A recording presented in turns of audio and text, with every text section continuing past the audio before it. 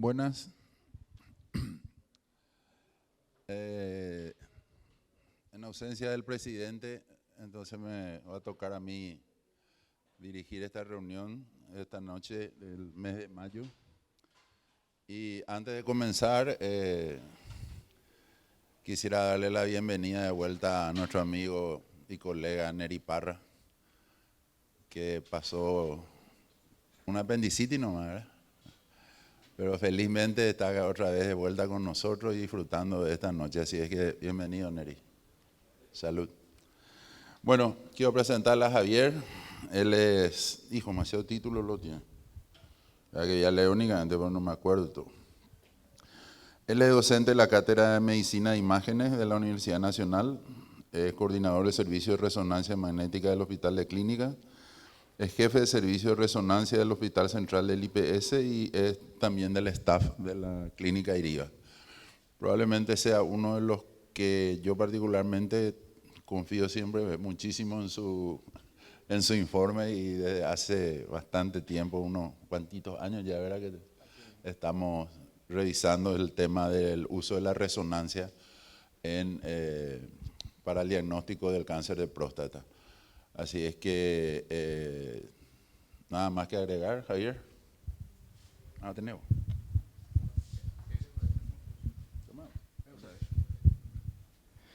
Muy bien, muchas gracias, doctor César. Muchas gracias por la invitación a la Sociedad Paraguaya Urológica.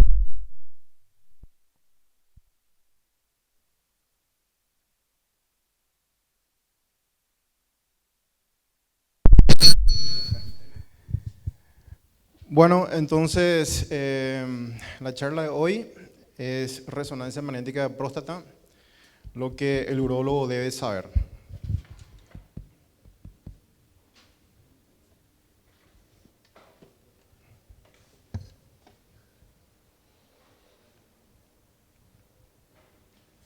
Muy bien, no quiero entretenerles en la parte física del método de resonancia magnética, nada más unas muy cortas palabras. Tienen que saber que es un método no invasivo y que básicamente para la producción de la imagen hay una conjunción de un potente imán, gradientes de radiofrecuencia que generan pulsos de radiofrecuencia y los átomos de hidrógeno dentro del cuerpo humano. Esto es todo analizado por una computadora que finalmente nos permite visualizar las imágenes, ¿verdad? Entonces se trata de un método no invasivo, no emplea radiación y la ventaja de este método por sobre el resto de los métodos de imágenes es de que la calidad de imagen que nos brinda de estructuras blandas es superior a la tomografía, muy superior, igual y muy superior a la ecografía, ¿eh? Entonces, este método de imagen, la resonancia magnética ya básicamente la multiparamétrica, se llama multiparamétrica. ¿Por qué se llama así? Dirían, ¿verdad? Porque nos permite no solamente evaluar la morfología del órgano, en este caso de la próstata, sino que también nos permite evaluar la funcionalidad del órgano, ¿sí? Entonces, tenemos de que la evaluación morfológica se da con la secuencia T2, vamos a ir entrando en este tema, y la evaluación funcional está dada por la difusión, que les pongo ahí, de WI-ADC, y la perfusión. La perfusión se hace con contraste endovenoso. ¿Cuáles son las aplicaciones clínicas de la resonancia magnética multiparamétrica? Nos permite detectar, localizar y caracterizar al tumor, ¿sí? Estadificación del riesgo, para la vigilancia activa, para valorar la sospecha de recurrencia del tumor, del cáncer de próstata en este caso, una guía de biopsia y para la cirugía y tratamiento local si vamos a usar radioterapia. ¿Cuáles son las indicaciones de la resonancia magnética de próstata? Así como les dije, la estadificación local, regional y a distancia al cáncer de próstata conocido, como una detección y guía para toma de biopsia ante la sospecha clínica elevada o un resultado negativo de biopsia previa. Se recomienda realizar la resonancia magnética siempre antes de la biopsia. Es un método que nos permite la vigilancia activa y como método de screening. No es como el BIRATS, que es para la mama. El BIRATS no es como el BIRATS. como método de screening no está comprobado la utilidad. Nosotros no podemos hacerle resonancia magnética a los pacientes a ver si de por ahí tiene cáncer de próstata, ¿sí? Entonces, básicamente, ante la sospecha clínica del cáncer de próstata, podemos ir directamente a una resonancia magnética multiparamétrica, que luego ya se toma la elección en cuanto al tratamiento dependiendo de los hallazgos de la biopsia y otros hallazgos clínicos, ¿verdad?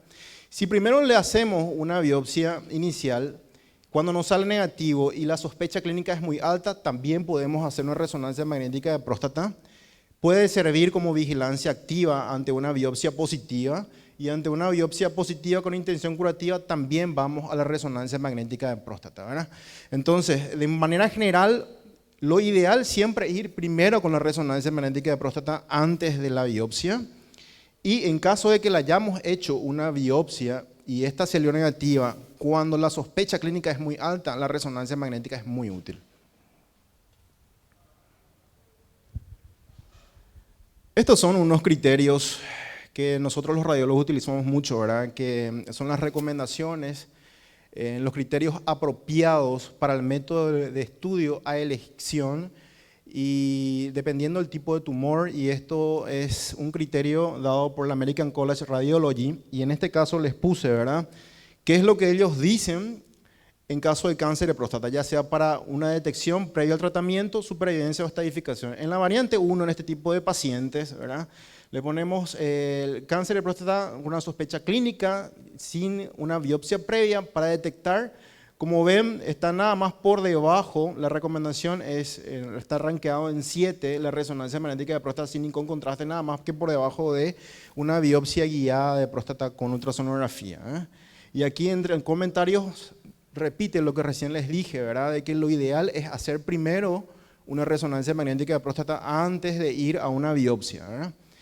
Y en casos de que tenga una biopsia negativa, la recomendación es más alta aún, ir directamente a una resonancia magnética. La diapositiva anterior básicamente es un resumen de cuáles son las indicaciones de los criterios apropiados también de la American College of Radiology con respecto a la resonancia magnética de próstata.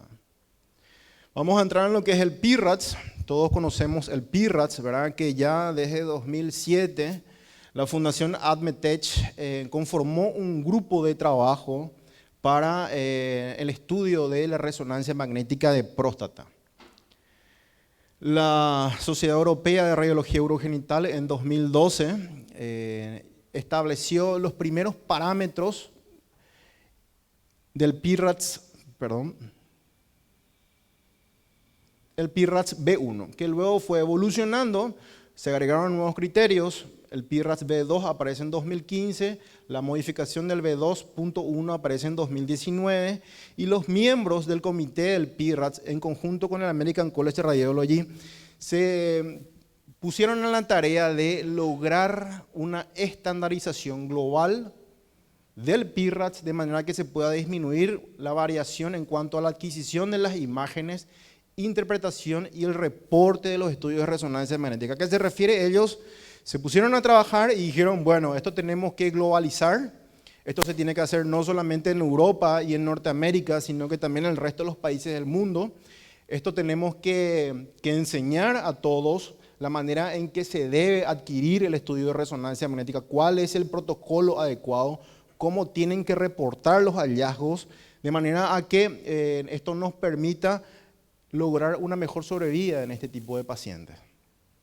Les puse este que es un recorte del documento del PIRADS B1 para hacer hincapié en esto, de que el PIRADS B2 o el PIRADS 2.1 no se trata de un documento diagnóstico exhaustivo del cáncer de próstata, ¿sí? Y que esto tiene que ser utilizado en conjunto con otros recursos. Hay que usar en conjunto con el resultado de la biopsia, en conjunto con la sospecha clínica del paciente. Y no está direccionado como para que uno pueda usar el PIRADS para detectar sospecha, ¿sí?, siguiendo una terapia del cáncer de próstata, para valorar la supervivencia del paciente o para evaluar otras partes del cuerpo. ¿a qué se refiere básicamente esto, verdad? De que el PIRADS lo que dice es que yo voy a dar una valoración de categoría al PIRADS cuando yo quiero detectar cáncer de próstata en un paciente sin tratamiento previo para esta enfermedad, ¿verdad? Ahí yo puedo dar una categorización de probabilidad de cáncer. Yo no puedo dar una categorización de probabilidad de cáncer en un paciente que ya fue tratado de cáncer de próstata, un paciente que ya tiene historia de cáncer de próstata. No puedo dar una categorización de riesgo en un paciente que está en vigilancia o que ya se está sospechando de que exista una recurrencia de la enfermedad. Y mucho menos quizás hablar de qué es lo que hay alrededor de lo que yo estoy viendo, ¿sí? Es muy importante esto porque quizás muchos puedan pensar de que una resonancia magnética multiparamétrica de próstata, si uno le está haciendo a un paciente un estudio tratando de valorar la recurrencia del cáncer de próstata, necesariamente el radiólogo tiene que poner el valor PIRADS de la imagen sospechosa que estamos viendo, ¿verdad? El PIRADS dice claramente eso, que no se puede hacer eso, no está guiado la categorización como para hablar de eso. Hasta ahora al menos es lo último que salió del PIRADS y todavía no hay una recomendación en cuanto a eso, ¿sí?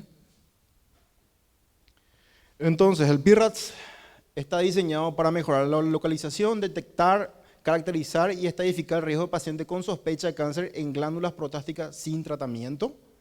¿Cuál es el objetivo? Justamente es mejorar resultados en la búsqueda del cáncer clínicamente significativo. Y el objetivo principal del PIRADS es identificar y localizar anormalidades que correspondan con cáncer clínicamente significativo. El cáncer clínicamente significativo histológicamente se define como aquel con un Gleason score igual o mayor a 7, un volumen igual o mayor a 0.5 cc y o la presencia de extensión extraprostática. Es decir, que los estudios que se hicieron y en el cual está basada la puntuación de probabilidad de cáncer de próstata es por sobre todo en la búsqueda de cáncer clínicamente significativo. Un Gleason score 5, 6, menor a 7, ¿verdad? La probabilidad que nosotros podamos ver eso en la imagen es muy baja, ¿está? Bueno, voy a entrar un poco en lo que es los parámetros técnicos de la resonancia magnética de próstata. Mi intención es que puedan entender la importancia de poder realizar este estudio en un buen equipo y otras variables que puedan determinar el éxito del estudio propiamente, ¿sí? Entonces el éxito depende básicamente de la calidad de la imagen que podamos tener. La calidad de la imagen a su vez depende de otras variables y entre estas otras variables está el equipamiento del software del equipo resonador, del protocolo de adquisición, de la preparación del paciente y de la experiencia del técnico radiólogo que está adquiriendo las imágenes. Dirán 1.5 o 3 teslas.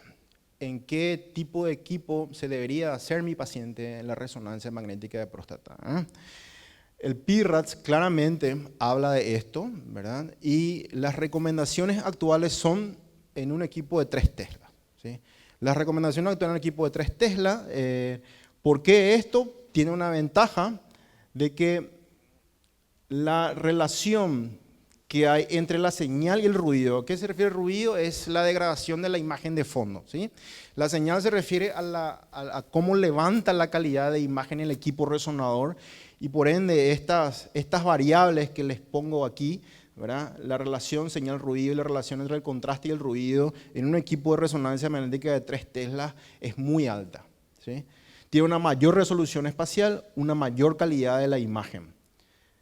Esto, obviamente, todo esto conlleva a que podamos detectar mucho más fácilmente las imágenes y la única desventaja prácticamente que hay en un equipo de resonancia magnética es que se incrementa el artefacto de susceptibilidad magnética. ¿Cuál es el artefacto de susceptibilidad magnética? Les muestro enseguida, pero básicamente se refiere a la presencia de alguna prótesis metálica que tenga el paciente o algún tipo de material un artefacto, como un marcapasos, por ejemplo, algún clip metálico. Esto crea mucho artefacto de la imagen y por sobre todo un equipo de 3 teslas comparativamente con uno de 1.5.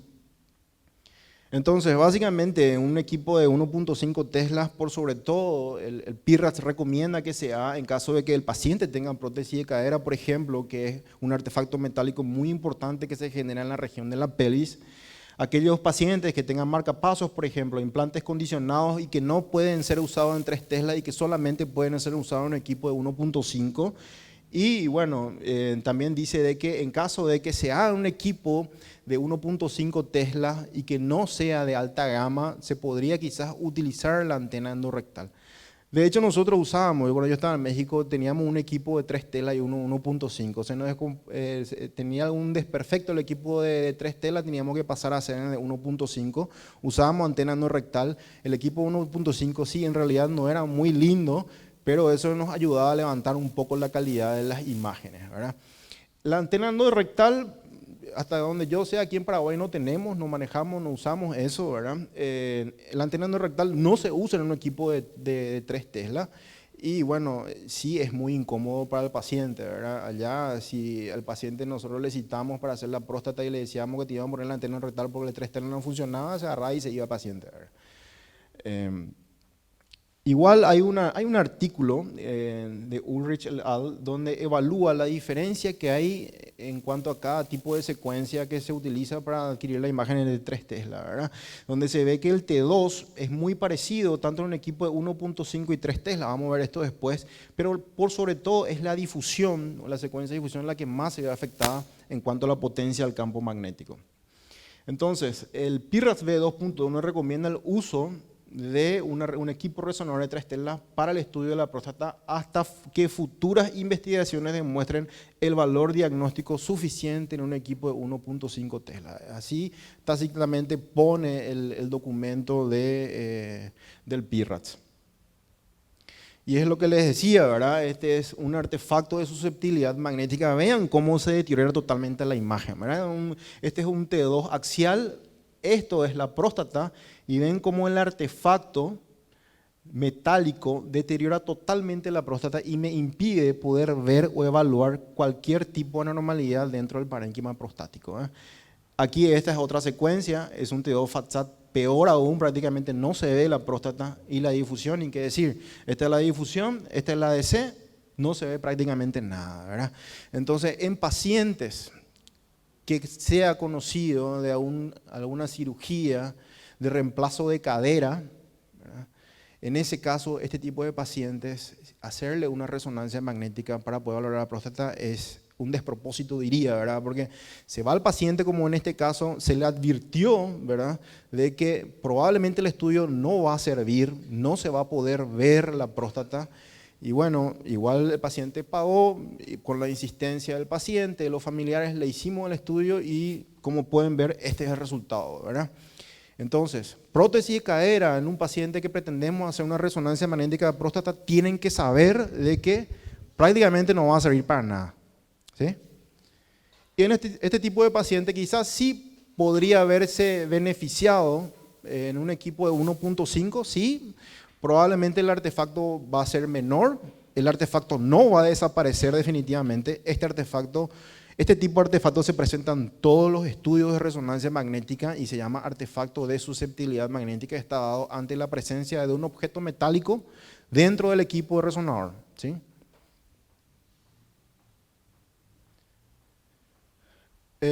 Potencias de gradientes. Hablando todavía del equipamiento del resonador, la potencia de gradientes es lo que determina, por decir así, de qué gama es el equipo resonador. Así como vamos y compramos una camioneta básica, intermedia y gama alta, así también los equipos resonadores vienen equipados, ¿verdad? Entonces, para decir de que a mayor gradiente tenemos una mayor calidad de imagen, como le dije, la relación señal-ruido y contraste-ruido, ¿verdad? Generalmente en un equipo de resonancia magnética de 3 Tesla de baja gama, es decir, con bajo potencial de gradiente, igual la calidad de imagen es buena, pero para un equipo de 1.5 con baja potencia de gradiente, no sirve para nada. Les voy a mostrar algunos estudios que se llegó a hacer, que intentamos hacer, y que por sobre todo se ve afectada la secuencia de difusión, ¿verdad? Acá está.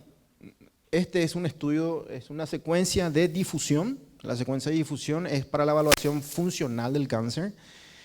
En un equipo de 3 Tesla vemos perfectamente la próstata, vemos como aquí brilla una lesión, otra lesión. En un equipo de 1.5 Tesla, como ven, prácticamente no se ve nada de la próstata. Unos puntitos brillantes, este quizás brillaba un poco, pero se deteriora no solamente la calidad de imágenes, sino que no se puede diferenciar prácticamente la morfología de la próstata. O ve acá, ¿dónde está la próstata? Es cuestión de tratar de adivinar en dónde está, ¿verdad? Entonces esa es la diferencia, por sobre todo en la difusión, en un equipo de 1.5 con uno de 3 telas. Sí, quizá el PIRADS habla de que equipos de 1.5 Tesla de alta gama con una alta potencia de gradientes puede ser quizás comparable a la difusión y con un equipo de 3 Tesla y poder llegar a ser diagnóstico, ¿verdad? Esto es cosa que uno escucha en una charla, pero no está escrito dentro del documento del PIRADS. La antena de receptora, nada más para que sepan cómo nosotros colocamos al paciente, una antena arriba, ¿verdad? En la región de la pelvis, la antena propia que es de la camilla de exploración, y esta es la antena endorectal, ¿verdad? Que se le introduce al paciente, se le carga con aire, ¿verdad? Y que nos permite evaluar también la próstata, hasta donde yo sé no hay acá en Paraguay. El protocolo de adquisición, bueno, estos son los parámetros que nos dice el PIRADS, qué es lo que tenemos que hacer, ¿verdad? Estas son las secuencias T2, básicamente, hay que hacer en 3 planos. La secuencia de difusión se hace en axial, las secuencias de contraste se toman un contraste dinámico, ¿verdad? También se hace en axial. Estos son el planeamiento de corte, y les pongo esto por sobre todo para que vean cómo el técnico radiólogo planea el estudio, ¿verdad? Esta es una pelvis vista en sagital. Como ven, este cuadrado que está acá, solamente se marca este cuadrado para adquirir el axial, ¿sí? Yo no, en el axial no puedo ver el resto de las partes de la pelvis, ¿sí? Y también en este planeamiento y de la misma manera en este cuadrado se planea todo el estudio. Es decir, el estudio está totalmente, no es que yo haga una resonancia magnética de próstata y veo toda la pelvis, no es así. Solamente me concentro en ver prácticamente lo que es la próstata, solamente la próstata, no sé lo que hay alrededor de la próstata. Eso es lo que hace referencia a lo que hace rato les había dicho, ¿verdad? Que el PIRADS no sirve para poder valorar alguna otra patología dentro de la pelvis que esté por fuera de la próstata. Quizás a veces sí se puede llegar a ver algo muy evidente, yo en general siempre hago mención, pero con la salvedad de que tiene que hacerse otro estudio dirigido para poder evaluar esa otra patología. Preparación del paciente. La preparación del paciente es muy importante. En general, el problema que más se nos puede presentar es la presencia de gas dentro del recto. El ayuno no es necesario. Generalmente damos antiespasmódico, pedimos que sea un enema. Esto es más bien para poder limpiar el recto porque el intestino, el peristaltismo, ocasionan movimientos que ocasionan artefactos y que por sobre todo afectan las secuencias morfológicas y las funcionales, ¿verdad? A veces, así como les muestro aquí, por ejemplo, ¿verdad? Este paciente, acá vemos la próstata, un corte sagital, no sé si alcanzan a ver, el recto está lleno de gas, ¿sí? Y este paciente se ve así, de esta manera la difusión, no se ve prácticamente nada. La secuencia de difusión es una secuencia de coplanar, que es una secuencia muy susceptible a la inhomogeneidad del campo magnético y de todo lo que pueda alrededor. Si algo metálico, así como habíamos visto, esa prótesis de cadera de la difusión no se lleva absolutamente nada, ¿verdad? Si hay gas, también se deteriora. Como ven acá, no sirve prácticamente de nada. Entonces, ¿qué hacemos en este tipo de paciente? O intentamos repetir, el técnico le dice, por favor, si quiere ventosear en el momento, no está saliendo la imagen, lo que sea. Muchas veces el paciente por pudor no quiere y bueno, tenemos que mandarle a su casa y traerle otro día, ¿verdad? O se repite la secuencia a veces y logramos mejorar la imagen, pero como para que vean de que ante estas limitaciones muchas veces tenemos que insistir en mejorar la calidad de imagen. El PIRADS de hecho hace ese tipo de recomendación. Si alguna secuencia no salió bien, hay que repetir una vez, 2 veces. Si no se puede, que se vaya el paciente a su casa, traerle otro día. Y si no hubo caso de que el paciente vuela, bueno, tenemos que poner en el informe de que la secuencia de difusión, la perfusión o el T2 no sirve para evaluar el PIRADS, ¿está? Les pongo esto nada más para hacer un vistazo rápido. ¿Cuáles son las contraindicaciones potenciales de resonancia magnética? ¿Qué pacientes no podemos hacer resonancia magnética? No a todos los pacientes le podemos enviar para que entren dentro del equipo resonador, ¿verdad? Hay marcapasos que no son compatibles con resonancia magnética, ¿verdad? Hay marcapasos que hoy en día sí se ponen, ¿verdad? Que son mucho más avanzados, que tienen un modo que se cambia de compatibilidad al equipo resonador y el paciente sí puede entrar, ¿verdad? Cardiodifusores implantables, implantes cocleares, sistema de neuroestimulación, bomba de función medicamentosa, ¿verdad? En pacientes diabéticos a veces se suele utilizar. Cuerpo metálico extraño, ¿sí? Clips vasculares que sean ferromagnéticos o algún paciente claustrofóbico. Todos estos pacientes, este tipo de pacientes que sí tenemos, no son elegibles para hacer un estudio de resonancia magnética. No solamente la próstata, resonancia magnética en general. Antecedente, biopsia de próstata. Les pongo esto porque es lo que le decía anteriormente, ¿verdad? La recomendación es que primero hagamos resonancia magnética y luego la biopsia, ¿verdad? Si eso no se puede dar, bueno, ¿qué hacemos?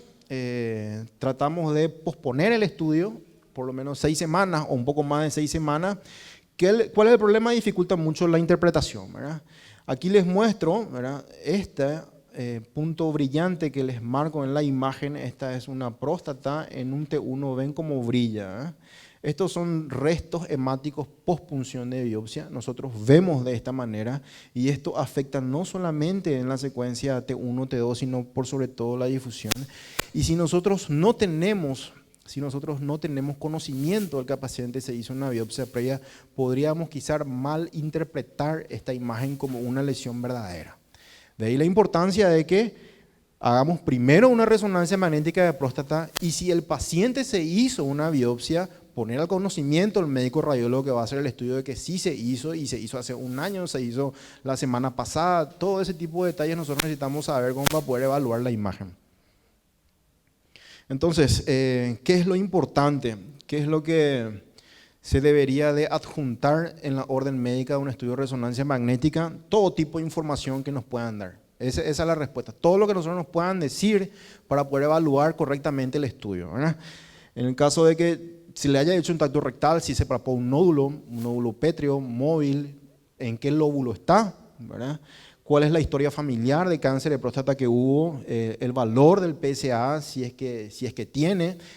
De hecho, el PSA, por lo menos yo exijo, sí o sí, el paciente que le voy a hacer una resonancia, necesito saber el valor del PSA. El último valor del PSA, y si tienen un histórico que se vino controlando, fue ascendiendo o fue disminuyendo, yo necesito saber ese valor, ¿verdad? Porque ayuda muchísimo en la interpretación de la imagen. Un paciente que tiene un valor muy bajo del PSA, apenas elevado, 4 supongamos, ¿verdad? Yo no puedo ver una imagen e interpretar necesariamente como tengo que mirar mucho más detenidamente una posible lesión PIRAT5, por ejemplo, ¿verdad? O en un paciente que tenga un valor pero muy elevado al PSA, también tengo que prestar atención porque no me tiene que pasar desapercibido nada que sea, sí, probablemente un cáncer de próstata clínicamente significativo. O sea, en los dos extremos a mí me sirve, ¿eh? Y no solamente a mí, sino también al paciente, que no se vaya a ligar una biopsia de un PIRAT5 en un paciente que estaba con un nivel muy bajo del PSA, me van a decir, este doctor está loco, ¿verdad? Y obviamente va a ser un error que yo puedo llegar a cometer en caso de que no tenga todo el contexto clínico del paciente a la hora de hacer la evaluación de la imagen. Biopsias previas, como les había dicho, y cualquier otro tipo de dato clínico relevante. Si tiene un tratamiento previo, si tiene RTU que le hayan hecho, ¿verdad? Si tiene ya una radioterapia y lo que estamos haciendo es controlando un cáncer de próstata. ¿Por qué pongo esto? Porque sí suelen llegar pedidos de resonancia magnética de próstata sin ningún tipo de dato clínico, ¿verdad? Nada más resonancia magnética multipolaridad de próstata y punto, ¿verdad? No tengo el valor del PSA, no tengo ningún tipo de historia clínica. Esto que ustedes puedan adjuntar a la orden. Para hacer mención, las categorías del PIRATS, ¿verdad? PIRATS 1 es una probabilidad muy baja de cáncer de próstata clínicamente significativo. Como les dije, lo que hablamos es de cáncer de próstata clínicamente significativo, que ya vimos cómo se define eso, ¿sí? Entonces, la probabilidad es muy baja en un PIRATS 1, baja en PIRATS 2, intermedia, alta en 4 y muy alta en 5. El PIRATS, pongo aquí atención de que el PIRATS no incluye recomendaciones para el manejo de estas lesiones, ¿sí? a diferencia de otros RATs que quizás hay, ¿verdad? El T-RATs, ¿verdad? Que sí tiene una recomendación del manejo, el V-RATs, como les había dicho, ¿verdad? Que es muy conocido y que sí tiene una recomendación de manejo. Hasta ahora el P-RATs V2.1 al menos no da ningún tipo de recomendación para la categoría que se le asigna a una lesión. Para la evaluación, esto rápidamente, no quiero entrar en detalles que van a la visualización propia de la imagen, ¿verdad? Nada más que saber de que, bueno, les pongo esta, es parte del diagrama que generalmente se entrega en caso de que encontremos una lesión, ¿verdad?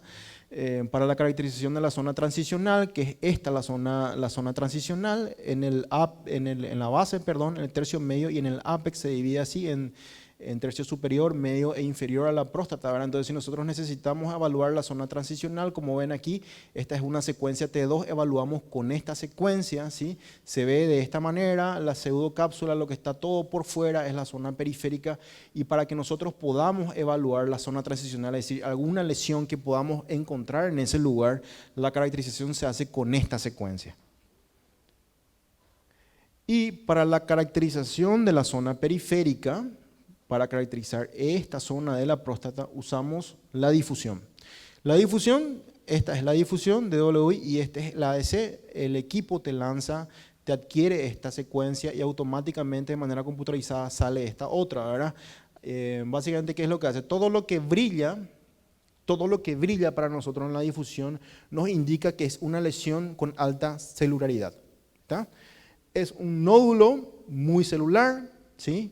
Nos brilla, no nos dice que esto obviamente puede ser una lesión benigna o maligna y tenemos que tener en cuenta otros parámetros recomendados por el PIRATS, pero todo aquello que me brilla en la difusión, ¿sí? En el valor más alto de la difusión, me tiene que caer, es decir, debe ser hipointenso en el ADC, como para que esto me certifique de que sí, esto está restringiendo.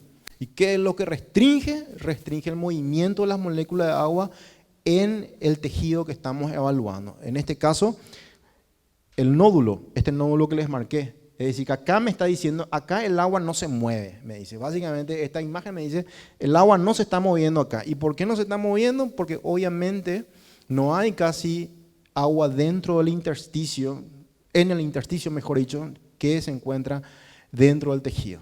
Hay muchas células, ¿verdad? Se restringe la difusión, se restringe el movimiento del agua, ¿tá? Entonces, para que nosotros evaluemos la zona periférica, usamos la difusión. ¿Y qué hay con el contraste? Me van a decir, ¿verdad? No hay, el contraste ¿para qué nos sirve? Básicamente para poder certificar la vascularidad que tiene la lesión, ¿sí?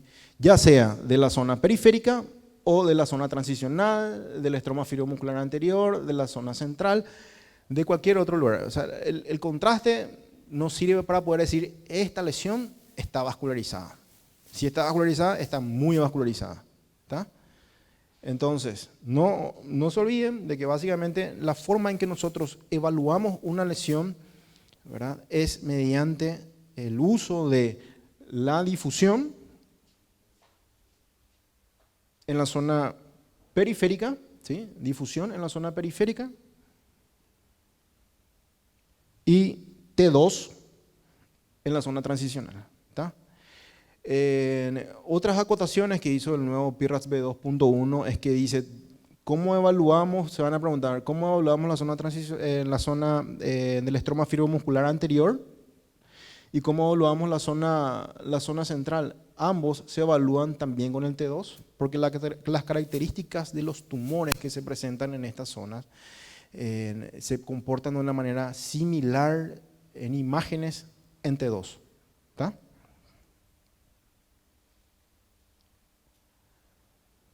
Bueno, ¿qué es lo nuevo? No voy a hacer mucho hincapié aquí, no les quiero aburrir, esto es más bien un poco más un tema radiológico, ¿verdad? Pero para que tengan conocimiento de que sí hubieron cambios en el PIRA V2.1, ¿verdad? Y lo que cambia es el protocolo de adquisición, ¿verdad? Lo que ya había era que sí o sí teníamos que hacer un T2 axial, ahora dice, bueno, hay que hacer por lo menos también un coronal o un sagital, ¿verdad? Tiene que ser un T2 axial con más al menos una región, ya sea coronal o sagital en T2, ¿sí? Y para la difusión, ¿verdad? Dice que es obligatorio valores alto mayor a B1400. ¿Pero qué me habla este otro? ¿Qué es lo que es B1400? ¿Verdad? Básicamente la calidad de la imagen en difusión, lo que el equipo puede hacer, ¿verdad? Se basa en esto. Tipo más o menos, ¿hasta cuánto corre tu auto? ¿Verdad? A esto se refiere la difusión. ¿Hasta cuánto tu resonador puede dar un valor de B en la difusión? Lo mínimo que tiene que darte es un valor de 1400, ¿verdad? Es un parámetro técnico, no les voy a confundir en esto, ¿verdad? Pero hablando mal y pronto, es más o menos es la capacidad técnica del equipo resonador donde se hace, y ellos ya ponen una limitación, ¿verdad? Sí, ahí yo suelo ver que en algunos lugares se hace, nosotros también en el IPS intentamos hacer, ¿verdad? Con el equipo resonador que tenemos ahí, que es un equipo viejito, ¿verdad? Le trajimos un aplicacionista argentino de Siemens para que pruebe y que haga todo lo posible por mejorar la calidad de imagen en difusión. Lo máximo que pudo llegar es hasta 1200, una imagen que yo pueda ver y decir, bueno, ahí está la próstata, ¿verdad? Si yo aumento y trato de llegar a 1400 en ese equipo, ya veo todo negro y no sé ni dónde está la próstata, ¿verdad? Entonces, ¿qué es lo que hace el PIRA? Dice, bueno, no vamos a hacer resonancia magnética multiparamétrica a cualquier equipo resonador, tengo que poner un límite, ¿verdad? Si Juan Pérez, un fulano X radiólogo, dice que yo sí puedo ver en un valor de 1000, veo súper bien la próstata, puedes ver bien, pero de ahí a que la lesión en realidad sea cáncer clínicamente significativo, yo te pongo toda la duda, dice el PIRAS. Tenés que tener por lo menos un valor de 1400 como para que pueda ser cierto de que esa es una lesión de cáncer de próstata clínicamente significativa. Bueno, otros parámetros técnicos que no vamos a entrar en eso, medición del volumen prostático, ahora sí ya te enseña cómo tenés que hacer para medir el volumen de la próstata, básicamente se aplica una fórmula elipsoide, ¿verdad? A los 3 ejes de la próstata le multiplicamos por 0.525 para tener el volumen, cambia también el diagrama que ya les dije, ¿verdad? En general, bueno, no es en general, lo que se recomienda es que sí o sí todos los estudios de resonancia magnética multiparamétrica de próstata deben venir con la marcación de la localización de la lesión dentro del diagrama que fue establecido por ellos, ¿tá? Acá lo que se adiciona básicamente es, se le da como una nueva zona, la posteromedial de la base de la próstata, cosa que antes no existía, ¿verdad? Y también la uretra le da como una nueva localización anatómica. Entonces es más para el radiólogo, ¿verdad? Ahora bien, en el nuevo PIRAS habla de la resonancia magnética biparamétrica. Hablamos mucho de la multiparamétrica biparamétrica. ¿A qué se refiere biparamétrica? ¿Verdad? Nosotros adquirimos, igual que la multiparamétrica, lo que no está incluido es la perfusión del contraste, ¿sí? En aquellos pacientes que tienen contraindicación para administrar contraste no venoso, ya sea por alergia previa conocida o porque tiene un valor de creatinina muy elevado, ¿verdad? No le podemos hacer, pero igual queremos saber si tiene o no una lesión. Bueno, el PIRA B2.1 abre una ventana y dice, podemos hacerle también una biparamétrica, ¿sí? En donde básicamente lo que no hay es esto. Tengo los 3 T2, tengo mi difusión, pero básicamente esto es lo que no hay, ¿verdad? ¿En qué tipo de paciente hacemos esto? En general no se recomienda, así dice el PIRA, no es que a todos los pacientes le podemos hacer biparamétrica y nos ahorramos la plata del contraste, no, ¿verdad? O el riesgo que pueda conllevar a hacerle contraste tampoco, ¿verdad? Habría que hacer siempre una multiparamétrica y solamente en aquellos pacientes que tienen alguna contraindicación para el contraste endovenoso no deberíamos hacerle, ¿verdad? Así como les digo, no hay alguna recomendación específica para el uso, no es que ellos te dicen sí o sí en este tipo de pacientes. Lo que se recomienda siempre es la multiparamétrica, ¿tá? Interpretación de las imágenes también cambiaron, ¿verdad? Por sobre todo en la difusión, hubieron cambios en cuanto al score entre un PIRAS 2 y un PIRAS 3. Hubieron cambios también en la perfusión del contraste, por sobre todo en lo que es la definición de realce negativo del contraste, ¿sí? Cambió ahí un poco las definiciones. También en lo que es las imágenes en la secuencia de T2, también cambió las definiciones, el PIRA B2, PIRA B1, hace algunos cambios, ¿sí? Y básicamente en el T2 ahora se incorpora lo que es un nódulo que no tiene cápsula o que está encapsulado parcialmente y que tiene que ser homogéneo, ¿verdad? Y un nódulo en un escorte 1, una puntuación 1, PIRADS 1, ¿verdad? Aquí les muestro ya en este diagrama, por ejemplo, cómo se ve un nódulo típico de hiperplasia, ¿sí? Que es un PIRADS 1. Y dice de que solo tienen que puntuarse aquellas lesiones que sí o sí son evidentes. O sea, se ve ahí, no hay que, sí, puede ser que sí, puede ser que no. Es una lesión que en T2 uno ve claramente de una manera diferente al resto del estroma de fondo, ¿sí? Y no tienen que puntuarse nódulos típicos de hiperplasia benigna. A veces yo por ejemplo le pongo de que sí hay algunos nódulos de hiperplasia benigna en la zona transicional y punto, ¿verdad? No es que agarre y le voy a estar, o sea, no se recomienda de que a cada lesión de nódulo hiperplásico benigno le estemos poniendo, hay un PIRADS 1, hay 3 PIRADS 1, hay 10 PIRADS 1, no se hace eso, ¿verdad? También cambia en lo que es la evaluación de las lesiones en la zona transicional. Aquí es un poco interesante, les pongo otra vez como para que puedan ver, por sobre todo de que en el T2 es lo que nos marca la puntuación de la zona transicional. Como en evaluación de la zona transicional es el T2. De la manera en que yo le veo a la lesión en la zona transicional, en el T2 es como yo puntúo. ¿Sí? Ahí yo le doy el puntaje. Si lo que yo veo es un PIRADS 3, entonces acá. Y luego paso a mirar la difusión. En la difusión me sale de que tengo un PIRADS 3 y es un PIRADS 5 en mi difusión. No me quedo como una puntuación en 3, sino que la recomendación es que esto en realidad es un PIRADS 4. ¿Sí? Me aumenta.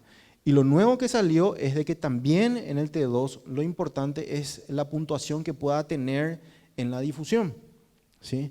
Si yo tengo un PIRADS 4 o un PIRADS 5, pero es un PIRADS 2 en el T2, el PIRADS global finalmente es un PIRADS 3. Yo tengo que mirar todo este tipo de cosas para poder hacer la evaluación, ¿sí? Y como ven, ¿verdad? La difusión de ese es la perfusión, ¿sí? El contraste no importa tanto porque si el contraste es positivo o negativo no me cambia el valor del PIRADS 2 en la zona transicional, ¿sí? Más bien, ¿para qué te sirve entonces el contraste? Para certificar de que esta lesión es o no vascularizada, ¿sí? Esto en la zona transicional. ¿Está? Entonces aquí, como les muestro, ¿verdad? En un PIRADS 2 para mi T2 en la zona transicional, yo miro mi difusión, ¿sí? Difusión y ADC, miro cómo es. Si es 3, queda como un PIRADS 2. Pero si mi difusión me dice de que ese nódulo es un PIRADS 4 o 5 para mi difusión y yo tengo 1 o 2, ya automáticamente sube de categoría a un 3, ¿verdad? Estas son las nuevas cosas que aparecieron en el PIRADS, ¿verdad? Pasando ya a otro tema, en lo que sería no la evaluación de la búsqueda, en la detección de cáncer de próstata clínicamente significativo, ya más bien pasando en la sospecha clínica de una recurrencia o en la sospecha cuando uno le va a introducir al paciente en un sistema de vigilancia activa, ¿verdad? También usamos la resonancia magnética de próstata. Y en la vigilancia activa, ¿cuál es el objetivo principal de la resonancia? Es buscar si hay o no progresión radiológica, si esa lesión que ya yo conocía, ¿verdad? Porque lo ideal pues sería de que yo vea ya la lesión y sé que es un cáncer de próstata, un Gleason 7, no hay extensión extraprostática, entonces este paciente tiene un valor bajo del PSA y otros hallazgos clínicos que me dicen de que vamos a hacer una vigilancia activa a este paciente. Entonces yo tengo que reconocer la lesión, tengo que ver si durante el control hay un cambio del tamaño, característica morfológica y por sobre todo los cambios en la característica de señal en la secuencia funcional de difusión y de perfusión, ¿verdad? Buscar si hay nuevas lesiones, si hay una variación en cuanto al estadio TNM del paciente. Y en realidad es difícil, no solamente para mí, sino que dicen todos los radiólogos a nivel mundial, ¿verdad? Que es difícil. ¿Por qué es muy difícil?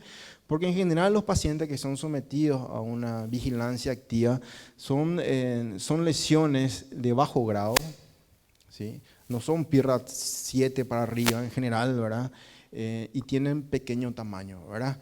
Ya al inicio de la charla les dije, ¿verdad?, de que básicamente la resonancia multiparamétrica de próstata está todo enfocado para la detección de lesiones clínicamente, de cáncer de próstata clínicamente significativos, ¿verdad?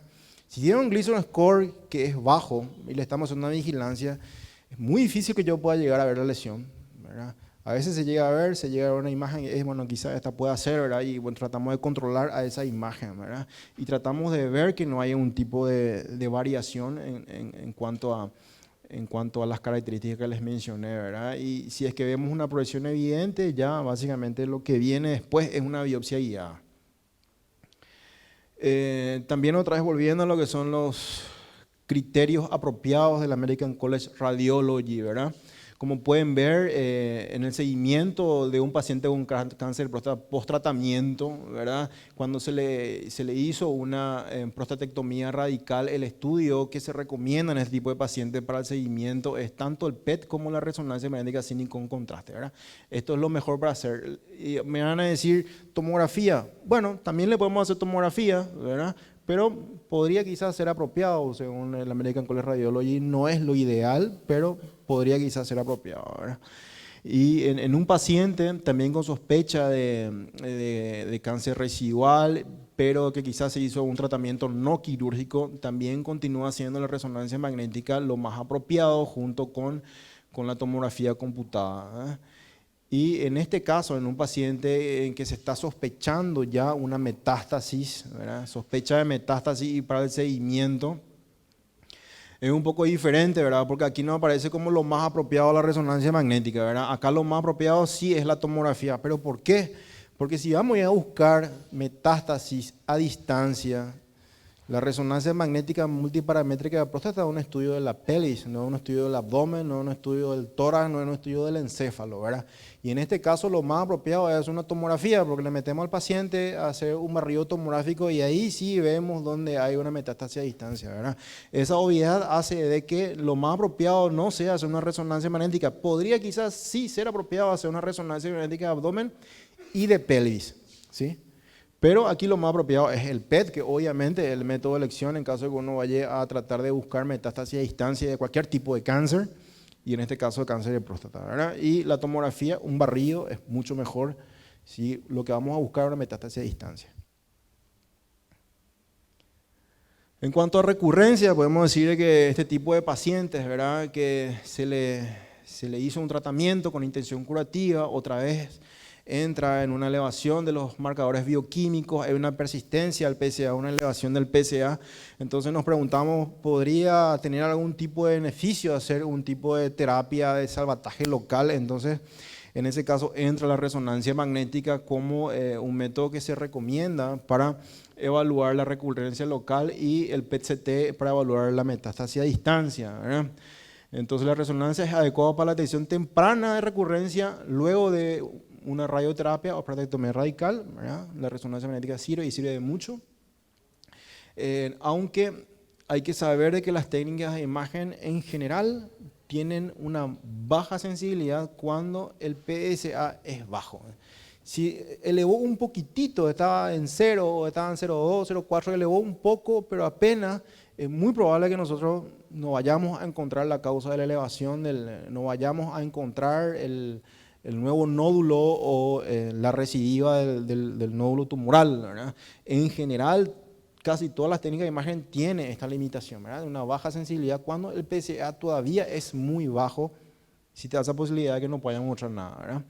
Y les pongo esto, ¿verdad?, porque Panebianco, encontré este artículo, él trata de establecer unos parámetros de categorización de recurrencia al cáncer de próstata, también como el PIRADS, él hace el PRR, ¿verdad?, Prostate Imaging for Recurrence Reporting, ¿verdad? Esto hizo, ¿verdad?, básicamente la Sociedad Europea de Radiología Urogenital, la Sociedad Europea de Imagenología Urológica y el PIRAS, algunos miembros del PIRAS establecieron, ¿verdad? No voy a entrar en detalle con esto, ¿verdad?, porque esto es básicamente un artículo de revisión, es el primer artículo sobre esto, por decir así, es el primer puntapié que se está dando a la posibilidad de que exista también una categorización de riesgo en caso de que se sospeche recurrencia en un paciente con cáncer de próstata conocido. Hay que saber de que hay alteraciones, ¿verdad? Después de que se hace una prostatectomía radical, nosotros tenemos limitaciones que se altera totalmente la anatomía del lugar, se quita toda la próstata, se hace una anastomosis nueva, vesicoureteral, hay fibrosis en el sitio de manipulación, toda la grasa cambia las características de señal. Si es que quedaron las vesículas seminales, se ven como pequeños túbulos hipointensos, a veces ni siquiera se puede llegar a ver, no se ve en absoluto, desaparece, ¿verdad? Clip metálico que pueden haber quedado por algún clampaje vascular que se haya hecho, todo esto nos queda artefacto. Pueden haber linfoceles que pueden ser como vesículas seminales, a veces los linfoceles son colecciones de linfa, ¿verdad? Se ve como una colección dentro de la pelvis que generalmente ocurre luego en la manipulación quirúrgica, ¿verdad? Para la evaluación de recurrencia, nosotros lo que vamos y evaluamos por sobre todo la anastomosis y vesicoureteral porque es el lugar donde más frecuentemente va y se instala, ¿verdad? Otra vez de vuelta el tumor que quitaron. Y para esto evaluamos con la secuencia T2 y la difusión, ¿verdad? Para que puedan ver, este es un paciente a quien se le hizo una prostatectomía radical. Vean cómo cambia totalmente el cuello de la vejiga, ¿sí? A nivel de la anastomosis vemos estas hipointensidades, la pared de la vejiga debería ser así, está todo hipointenso, retraído, ¿verdad? Se ve de esta manera, estos son cambios por fibrosis, luego de la manipulación. Todo el lecho prostático se ve de esta manera, con hipointensidad, todo retractivo, ¿verdad? No se ve casi nada en la difusión, no se ve casi nada en la difusión. Generalmente hay artefactos, acá tenemos, por ejemplo, aire dentro del recto y esto nos crea mucho artefacto que no nos permite evaluar, ¿verdad? Estas son modificaciones, en general cambia toda la anatomía luego de la prostatectomía radical y a nosotros nos dificulta un poco poder ver lo que podría existir ante la sospecha de una recurrencia en este tipo de pacientes, que en este sí en particular se ve, ¿verdad? Ya no hay próstata aquí, estos son los cambios, el sitio de la anastomosis vesicouretral está acá, acá se ve un nódulo con moderada intensidad en el T2, ¿verdad? Veo en el sagital, también veo en el axial, esto en la difusión me brilla, que me dice que hay una restricción del movimiento del agua y esto me realza, ¿verdad? Entonces, una lesión altamente sospechosa de recurrencia en un paciente luego de una prostatectomía radical. Post-radioterapia, también hay modificaciones en la próstata, ¿verdad? Hay una reacción inflamatoria que conlleva una atrofia y fibrosis de todo el parénquima. Esto altera la visualización de la diferencia anatómica entre zonas dentro del parénquima. Y esto hace que todo sea menos evidente, tanto una lesión benigna como una lesión. Cambia totalmente la próstata, ¿verdad? Para la recurrencia, nosotros en general vamos y buscamos en el sitio del tumor primario, que es donde en la mayor parte de los casos vuelve a aparecer la lesión. Y para esto evaluamos por sobre todo la perfusión y con la perfusión del contraste y con la difusión, ¿verdad? También en aquellos pacientes que se le hizo una terapia de deprivación hormonal, ¿sí? La evaluación de la imagen es muy similar a un paciente que se le haya hecho radioterapia. Para que vean, por ejemplo, este es un corte axial en T2, donde el parénquima está todo hipointenso, está heterogéneo, básicamente no se ve nada en la difusión, en el contraste tampoco, ¿verdad? Esta es una secuencia T1, les pongo nada más para ver cómo el hueso está todo blanco, no debería ser así. Estos son los cambios post-radioterapia, que es un reemplazo graso, y también hay cambios inflamatorios de la grasa alrededor de la próstata y de los músculos de la próstata. Inclusive se pueden llegar a ver, ¿verdad? Cambios post-terapia radiante, una coloproctitis post-terapia radiante o una cistitis post-terapia radiante. Un caso de un paciente que fue sometido tanto a una RTU, ¿verdad? Le quitaron el nódulo sospechoso, un RTU dio positivo, le hicieron radioterapia y vemos así, ¿ven? Cómo está todo hipointenso y también hay cambios quirúrgicos que modifican la morfología de la próstata, ¿eh? Este es un paciente que también fue sometido a radioterapia. Ven cómo se ve la próstata, ya no brilla, ya no hay esos cambios de la zona periférica, está toda hipointensa, muy poco se puede ver en la anatomía. Le hicimos el primer control post radioterapia, le hicimos a los 6 meses y aparece esto, ¿verdad? Un nódulo extracapsular prostático, ¿verdad? que fue altamente sospechoso de que corresponda con un cáncer clínicamente significativo. Yo no puedo decir que esto es un PIRAT5, por lo que ya les expliqué, ¿verdad? Esto sí es, hablando rápidamente, probablemente sí sea una recurrencia del cáncer. Vemos de esta manera, restringe a la difusión y me realza, ¿sí? Este paciente, otra vez después de 6 meses, se le sometió a terapia hormonal y radioterapia, ¿verdad? Le hicimos su control casualmente la semana pasada y ven cómo cambia la intensidad de señal. Luego del tratamiento ya no se ve el T2 como debería de ser, pero el lugar anatómico es este. Pero este nódulo todavía en la difusión me está mostrando restricción. Si bien aquí era más hipointenso, aquí un poco menos, ¿verdad? No realza tanto como el otro, pero se continúa viendo la lesión, ¿verdad? Probablemente sí hubo algún tipo de respuesta, pero no total, ¿sí? Todavía persiste el nódulo no desapareció, entonces probablemente va a continuar siendo sometido a una vigilancia, ¿verdad? Este otro paciente sometido a radioterapia, hay una lesión residual aquí que envuelve todo el paquete neurovascular, ¿sí? Se ve con moderada intensidad, restricción.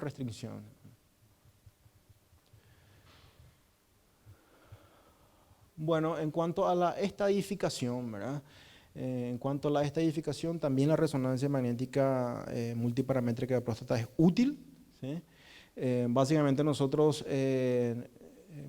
miramos también lo que sería la estadificación del cáncer de próstata por el TNM del American Joint Cancer Committee, ¿verdad? Que está basado por sobre todo en hallazgos histológicos, ¿verdad?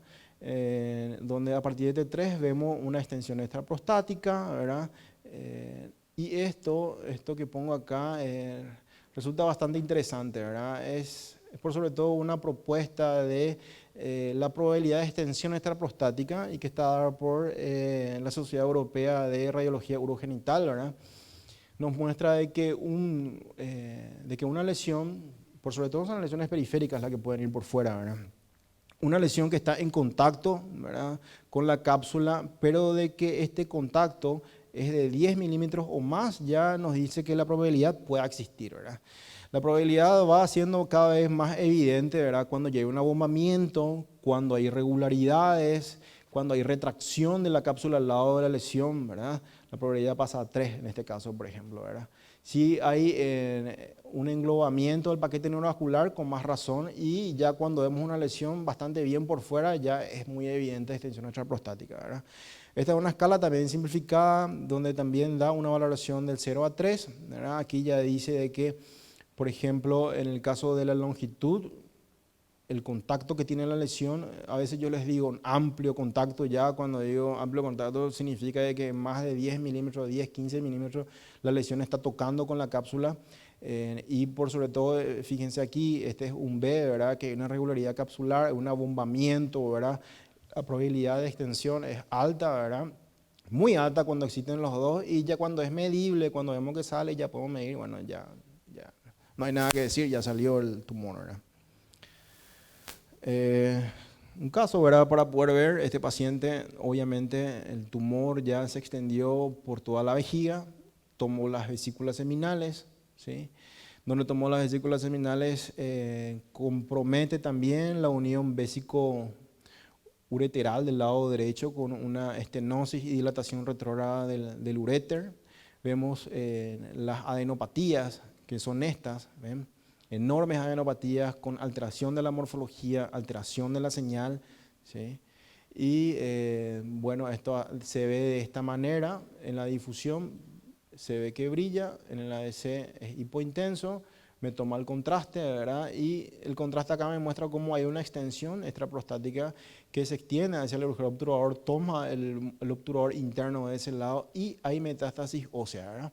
El hueso aquí está heterogéneo, pero esta característica de señal que me restringe la difusión y me realza es una metástasis, es un compromiso también del hueso, ¿no?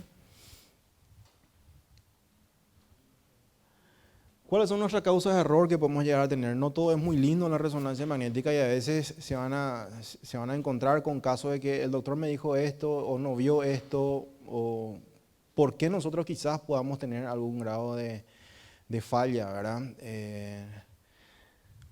La estructura anatómica nos puede llegar a complicar, ¿sí? A veces cuando la lesión está en la zona, en el estroma fibromuscular anterior, es alguna asimetría. En general las lesiones son simétricas, ¿verdad? La pseudocápsula puede tener una apariencia nodular y esa apariencia nodular puede estar dada nada más por fibrosis, luego una prostatitis y nos puede también confundir. También simetrías que se puedan presentar, tumores simétricos tanto de un lado o del otro que estén tomando de la misma manera y que según recomendación del PIRA dice que todo lo que es simétrico en la zona central lo más probable es que no sea tumor, ¿verdad? Pero sí puede darse que sí era tumor. O el plexo venoso periprostático también, asimetrías que se puedan llegar a presentar, ¿verdad? Entonces las propias estructuras anatómicas a veces nos pueden llegar a limitar. Otras limitaciones que podemos llegar a tener es que nódulos atípicos de hiperplasia prostática benigna nos pueden llegar a confundir, ¿verdad? Nódulos también de hiperplasia prostática que sean ectópicos, que no estén en donde generalmente casi siempre está, que en la zona transicional, ¿verdad? Que vaya y se meta dentro de la zona periférica y que nos puntúe como un PIRAT 4 o un PIRAT 5, le hacen la biopsia y finalmente era un ectópico de un nódulo de hiperplasia, prostatitis, atrofia, cambios atróficos, ¿verdad? Y la prostatitis granulosa, que si bien es rara, es lo que más probablemente puede llegar a confundir con un PIRAT 5 según el PIRATS. También, ¿verdad? Vuelvo a hacer hincapié de que cáncer de próstata clínicamente significativo que pueda llegar a ser indetectable por resonancia magnética, según el PIRATS mismo, se da en un 10% de los casos, ¿verdad? Algún tipo de tumor Gleason 7 y un patrón 4 de arquitectura cleriforme puede no ser detectable, ¿verdad? Y estirpes que sean diferentes al adenocarcinoma acinar, como pequeños sarcomas, ¿verdad? Pueden llegar a simular hiperplasia prostática benigna o adenocarcinomas ductales, ¿verdad? Que se pueden ver como hiperintensos en T2, no con moderada intensidad en el T2, ¿verdad? Esas son algunas de las razones por las cuales quizás pueda llegar a confundir y equívocamente poder decir que es un PIRATS 4 o un PIRATS 5 y terminó siendo un nódulo hiperplásico benigno, ¿verdad? O quizás alguna lesión que nosotros hayamos catalogado como un PIRAT 2 o un PIRAT 3 terminó siendo un PIRAT 5. Sobre todo por lo que les dije y les hago otra vez hincapié, ¿verdad? Es cáncer clínicamente significativo, todas las recomendaciones que hace el PIRATS en cuanto a la caracterización de las imágenes. Si es un Gleason más bajo, si tiene un muy bajo tamaño, o sea, es muy chiquitito, quizás nosotros no podamos llegar a ver. Rápidamente les muestro hallazgos benignos, cómo podemos llegar a ver la zona periférica. Esto es prostatitis, ¿verdad? La zona periférica, todo hipointenso, difusamente hipointenso, todo esto me realza y todo esto me restringe. Básicamente es lo mismo que una lesión PIRAT 5 en la zona periférica. Es como un PIRAT 5 en la zona periférica esto, ¿verdad? Es moderadamente hipointenso, me realza y me restringe. En la zona periférica dijimos que lo que manda es la difusión. Para mi difusión, esto es PIRAT 5. Pero por la simetría, yo tengo que evaluar, ¿es simétrico? Sí, acá y acá. Así me dice el PIRATS, si es simétrica la lesión, lo más probable es que sea benigno, ¿verdad? En la zona periférica, en la zona central y en el estroma fibromuscular anterior. Entonces, esto resultó ser prostatitis, ¿sí? Nódulo de hiperplasia benigna, ¿verdad? Vemos un nódulo que, si me restringe, ¿verdad? Es por sobre todo el T2 el que me evalúa la zona transicional. Y si en mi T2 esto es un PIRATS 1. ¿Por qué es un PIRAT 1? Porque es un nódulo perfectamente encapsulado, es homogéneo, ¿sí? Y es un PIRATS 1. Si es un PIRATS 1, no importa cómo sea mi difusión, ¿sí? Si en la difusión me está restringiendo y me dice, sí, mira, yo creo que sí, la difusión me dice, sí, esto es tumor, ¿verdad?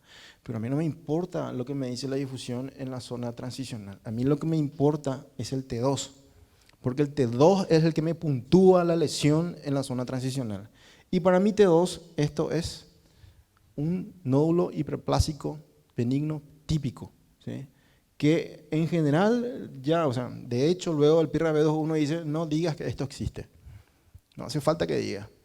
Porque si es así, si tiene todas las características que yo te dije que tenía que tener, no hace falta que vos digas que hay un nódulo típico Esto ni siquiera hay que comentar, según el PIRAS, ¿verdad? Un quiste. Este es un quiste, vemos hiperintenso en T2, ¿sí? Hiperintenso en T2 FATSAT, me realza en la periferia, no realza la lesión y no me restringe. No me restringe porque es hipo en la difusión y me brilla acá. Al revés tendría que ser, ¿verdad? Entonces esto es un quiste, ¿verdad? Este tipo de lesiones nosotros ni mencionamos. Generalmente la mayor parte de las próstatas tiene, ¿verdad? Y que nosotros ni siquiera hacemos mención. Alguna otra persona que quizás quiera tratar de leer la resonancia magnética va a decir, ah, mira, el doctor no vio este, ¿verdad? Claro que vemos, ¿verdad? Solamente que no hace falta que le digamos que hay un quistecito ahí porque no hay diferencia. Lo que nosotros vamos a buscar es un cáncer de próstata clínicamente significativo, no un quiste. Calcificaciones también, que se pueden ver como hipointensidades focales en toda la secuencia. Algunos casos de biopsia positiva que me tocó ver, esta es en la zona periférica posteromedial del lado derecho, como invade la zona transicional. Esto es muy interesante, invade también, ven la irregularidad del contorno de la cápsula y la continuidad prácticamente que hay con el paquete neurovascular, ¿sí? Aquí vemos lo mismo, esta es la lesión, pero acá lo que a nosotros nos importa es la difusión. ¿Ven cómo la difusión es? Hipo en difusión, hiper en ADC, ¿sí? Esto me dice que es un PIRAT5, voy a mirar mi T2 también me dice que es una lesión hipointensa, mal definida, ¿sí? Le pongo el ROI en la lesión para ver cómo realza esto, es un realce temprano positivo, ¿sí? Esta es una lesión PIRAT5. Esta lesión, bueno, a este paciente les puse, ¿verdad? El paciente anterior con el artefacto, este paciente le repetimos, yo vi esta imagen, ¿verdad? En la zona periférica. Bueno, esto puede ser sospechoso, le trajimos rayos de vuelta al paciente, le repetimos, ven cómo salió mucho mejor la difusión, la lesión se ve mucho más grande, se ve mucho más nítida, se ve mucho mejor, ¿sí? Valió la pena que le traigamos rayos de vuelta al paciente y le repitamos porque esto certifica la sospecha que se le veía ahí como una lesión, no estaba muy claro en dónde estaba ubicado, se ve así en el T2 y esta lesión también realza temprano y también era un cáncer de próstata clínicamente significativo, ¿verdad? Otra lesión en la zona periférica, PIRAT5. Otra lesión, esta es un PIRAT5 en un paciente que, como ven, no está totalmente encapsulado. No era como el nódulo anterior, es un poco irregular en esta zona. Quizá hay una cápsula acá, pero aquella es irregular. Esto restringe demasiado y, como ven, tiene un patrón de realce positivo. Esto fue un BRCA que terminó siendo positivo al cáncer de próstata. Bueno, otras lesiones también, que se ve claramente la infiltración de la cápsula, el abombamiento, la irregularidad. Aquí hay contacto con el pubo rectal de ese lado, ¿verdad? Esta es una lesión que estaba en el estroma muscular anterior, como ven también la irregularidad de la cápsula. También lesiones en la zona periférica. Aquí hay extensión hacia las vesículas seminales, que es lo que le estoy marcando, ¿verdad? Hay una extensión extraprostática evidente. También extensión a las vesículas seminales. Y esta es una evidente extensión de todo el tumor que infiltra la fascia mesorrectal, mesorrecto y recto. ¿Sí? Bueno, en resumen, la resonancia magnética multiparamétrica de próstata nos permite una valoración morfológica y funcional de la próstata, ¿verdad? Detección, localización y estadificación del cáncer de próstata clínicamente significativo en pacientes sin tratamiento previo. Permite una excelente resolución de partes blandas, mejor delineación del tumor primario y de su extensión. Es un método no ionizante, no invasivo. El objetivo del PIRAT es justamente mejorar la calidad del paciente mediante la identificación y localización de anormalidades que puedan corresponder con cáncer de próstata clínicamente significativo. El éxito del método depende de la calidad de la imagen. Ya le mostré los ejemplos de cómo se puede deteriorar las imágenes, ¿sí? Cómo quizás nosotros podamos tratar de arreglar. Y nuevas modificaciones del PIRAT, también ya les comenté, y también la resonancia magnética multiparamétrica de próstata es una herramienta que se recomienda para la vigilancia activa y ante la sospecha de recurrencia de cáncer de próstata. Esa es toda la presentación. Muchas gracias.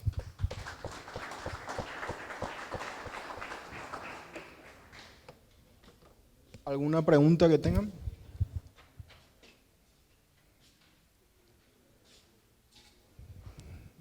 Estuvo medio largo. Genial. ¿Preguntas?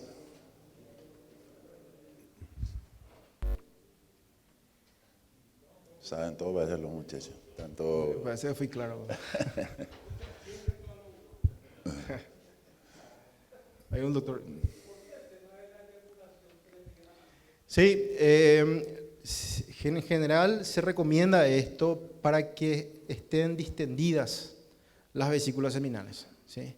Si existe eyaculación previa, por lo menos menos de 3 días, nosotros vemos las vesículas seminales chiquititas, todas achicharradas, hipointensas, no se ven distendidas, y eso hace que para nosotros todo sea muy inespecífico en relación a la vesícula seminal. Es como la vejiga o cualquier tipo de órgano hueco que uno tenga o tubular que uno tenga, ¿verdad? Si es que no tiene contenido, es como un túbulo, se achicharra, ¿verdad? Entonces, que el paciente pueda evitar eyacular por lo menos 3 días antes es la recomendación para que se pueda mantener bien distendida y nosotros podamos evaluar bien las paredes. Cuando nosotros recibimos un informe y nos hablan de PIRAD 3, asumiendo que está el PSA probablemente dentro de los parámetros normales, clínicamente es una glándula donde no se palpan nódulos, etc. Y el informe habla de PIRAD 3. ¿Quién biopsia? ¿Ustedes biopsian esas lesiones o no?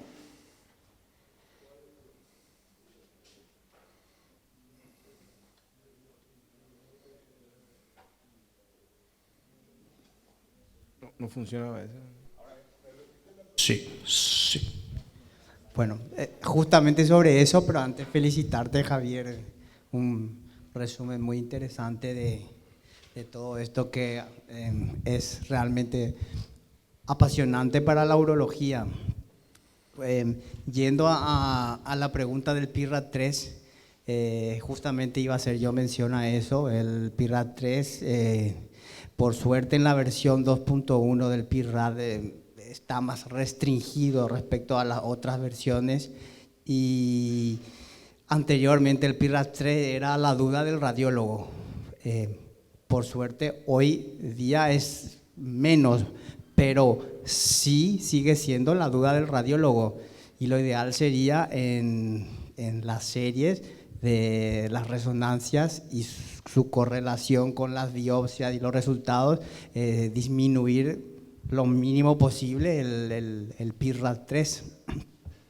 El PIRAD 3, obviamente, como dijo Javier, y la resonancia hay que entenderse como un todo, no es solamente una imagen, hay que tener muy en cuenta la exploración física, que ayuda mucho. Otro parámetro es la densidad del PSA, que nos va a orientar a ver qué hacemos con el PIRAD 3, y sobre todo la experiencia del radiólogo, de quién informa el PIRAD 3, porque sabemos muy bien por las series de PIRAD 3 que hay PIRAD 3 que realmente son más PIRAD 2 finalmente en la biopsia.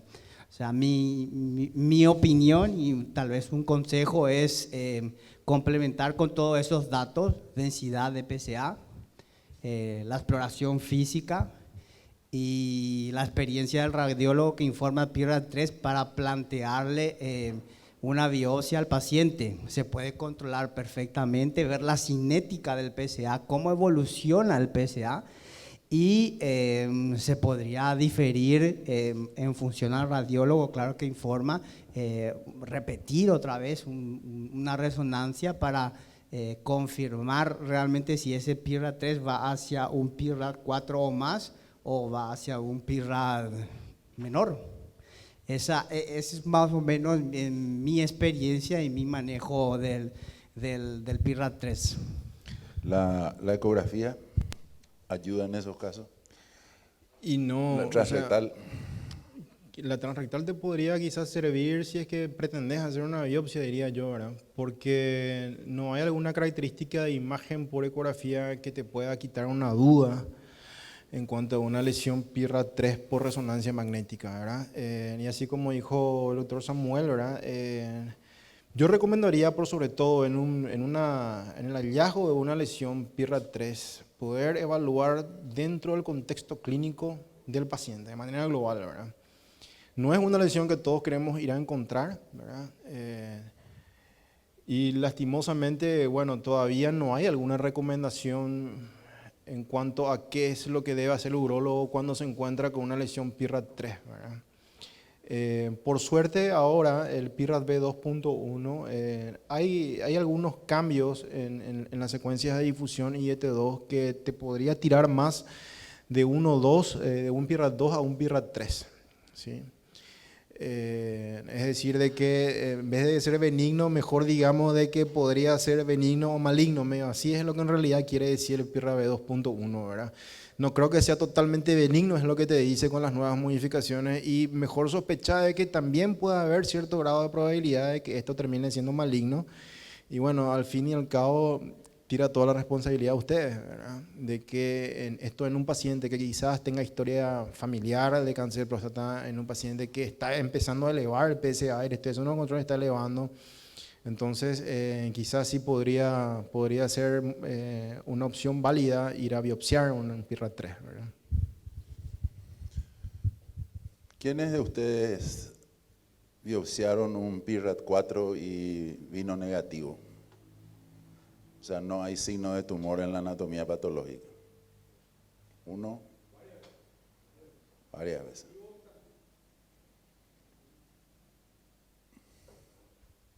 Claro, claro, así como les había dicho, ¿verdad? En general, los errores se pueden llegar a cometer. Se pretende luego que quizás haya algún tipo de variabilidad de un 10% según el PIRAT, ¿verdad? En cuanto a las lesiones PIRAT 4 o 5 que nosotros vayamos a decir de que son y que ante la biopsia terminan no siendo, ¿verdad? Pero bueno, básicamente este tipo de lesiones deben ser evaluados así como les dije, ¿verdad? Un tipo de lesión PIRAT4 o PIRAT5 en un paciente que tiene un valor de PSA normal o bien para abajo normal o que no esté muy elevado, no va a ser, ¿verdad? Por eso la importancia de que también a nosotros se nos pueda dar esa posibilidad de tener una idea de cómo fue comportándose el valor del PSA en este paciente. Si este paciente tiene un valor bajo, bueno, difícilmente vayamos a decir que es un 4 o 5, ¿verdad? Todo ese tipo de cosas para nosotros es muy importante a la hora de poder valorar como un PIRAT 4 o un PIRAT 5. Emilio. La vigilancia y la resonancia. La guía habla de una vez al año. ¿Eso podemos aumentar? ¿Hasta cuándo? ¿Hasta cuándo podemos hacer? ¿Podemos hacer 2 veces al año? ¿Qué podría ser lo más recomendado para una vigilancia? No hay una recomendación de parte radiológica, ¿verdad? No hay algo que ya se haya escrito de cómo tiene que ser.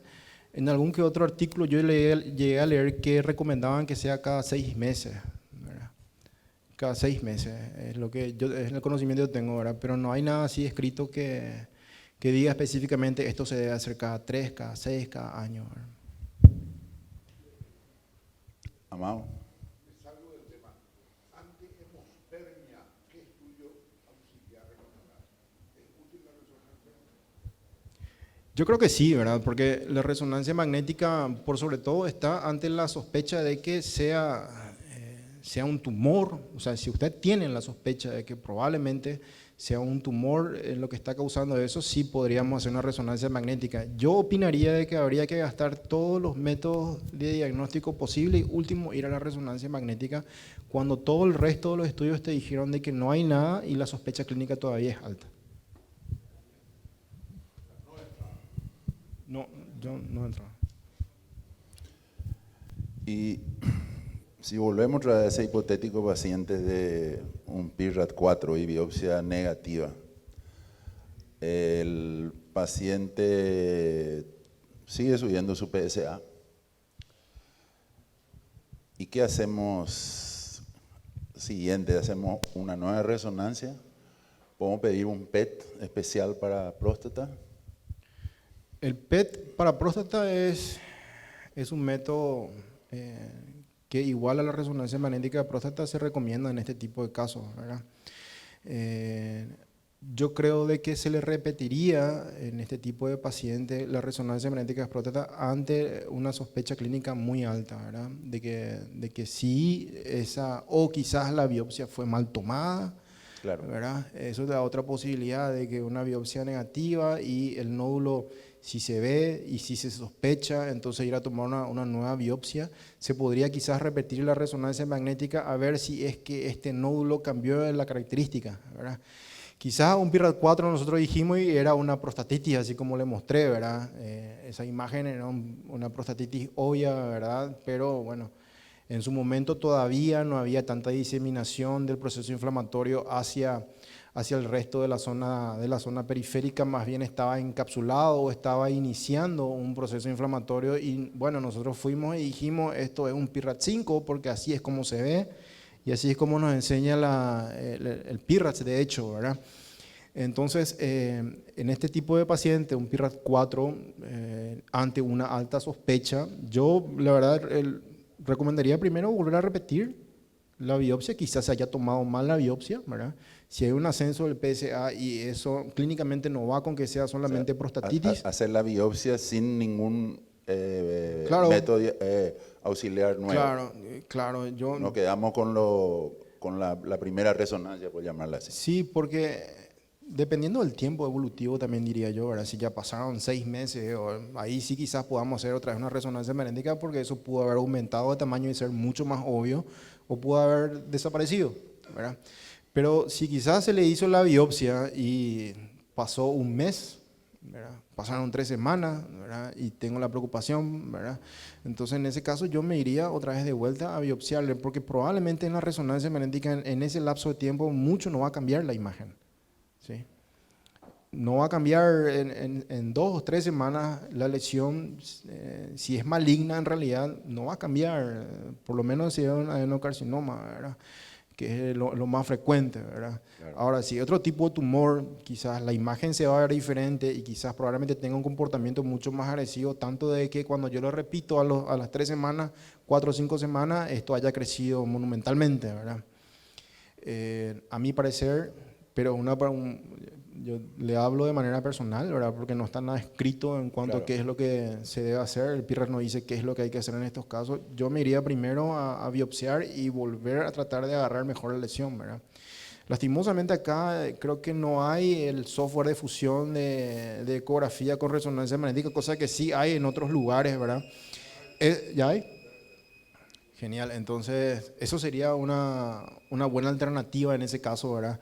Tratar de ir a fusionar la lesión que se está diciendo como un PIRAT 4, un PIRAT 5, e ir directamente a biopsiar eso y bueno, así quizás poder agudizar la búsqueda, ¿verdad? Claro, esa era la próxima pregunta, era si la fusión en esos casos no sería mejor ya hacerla ahí, ¿verdad? Antes que claro, sí, exactamente, eso sería lo mejor. Así mismo.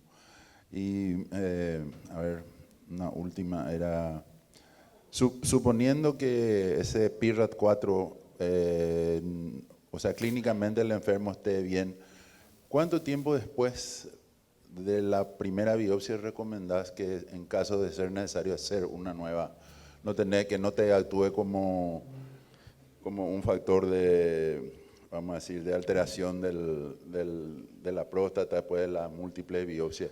Pero este es un paciente ya que fue diagnosticado con cáncer. No. PIRAT 4, múltiple biopsia negativa. ¿Cuánto tiempo después puedo pedir una nueva resonancia? Yo diría de que según cómo se está comportando clínicamente este paciente, ¿verdad? quizás dijimos que era un PIRAT 4, un PIRAT 5 y bueno, terminó siendo así como les había mostrado, ¿verdad? Un foco de atrofia, un nódulo hiperplásico que estaba en otro lugar donde no tenía que haber sido, que sea una prostatitis, ¿verdad? U otra entidad benigna, ¿verdad? Entonces, en este tipo de casos, ¿verdad? Si es que era benigno, no tiene por qué estar elevando el PSA al paciente o no tiene por qué tener algún tipo de, o sea, no tiene por qué continuar la sospecha clínica de parte del urólogo, diría yo, ¿verdad? Si es así, bueno, quizás se le podía controlar por ansiedad al paciente en un año. Si el paciente te dice, bueno, está todo bien, clínicamente está bien, no hay nada, pero te dice, bueno, tengo un PIRAT 4 y por ahí hay un tumor, yo ya leí que puede ser. Bueno, es más bien para poder manejar la ansiedad del paciente y cómo ustedes puedan manejar eso. Así como repito, doctor, no hay nada escrito en cuanto a esto. Ahora, contrariamente, sí, obviamente, ¿verdad? Claro. En el marco del paciente que le dije anteriormente. Excelente. Sí, doctor. No, volviendo al tema de las biopsias negativas, yo creo que como urólogos tenemos que diferenciar en varias situaciones clínicas de la biopsia negativa. No es lo mismo una biopsia negativa cuando yo hice la biopsia del lóbulo derecho, mandé todo en un bote, hice la biopsia del lóbulo izquierdo y mandé todo en un bote y no sé dónde disparé y no está categorizado los cilindros topográficamente de dónde, de qué parte de la próstata estuve haciendo la biopsia. Esa es una mala biopsia.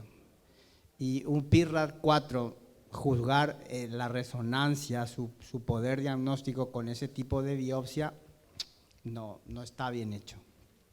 Otra cosa es si yo realmente diferencié toda la zona de la próstata, correlacionando con la resonancia y tal vez habiendo hecho una biopsia cognitiva sin tener el software, pero con un conocimiento topográfico de la próstata, en donde yo voy a mandar aparte donde creo que puede estar la lesión que se ve en la resonancia. Esa es otra situación. Y luego estaba la situación ideal que por suerte ya tenemos aquí, el software de fusión de imágenes, en donde voy a ir, además de hacer un mapeo de toda la próstata, voy a dirigir mi biopsia a la zona sospechosa que me va a marcar la resonancia correlacionando con la ecografía, y ese es otro escenario totalmente. Hay que diferenciar en cuál escenario nos manejamos para nuestra tranquilidad y del paciente. Y otro asunto que yo quería tocar es la resonancia magnética. A día de hoy no sustituye el tacto rectal y eso tengo yo la sensación de que parece que de a poco nos está entrando esa moda de que el tacto rectal ya ha caído en desuso, y a día de hoy eso no está demostrado.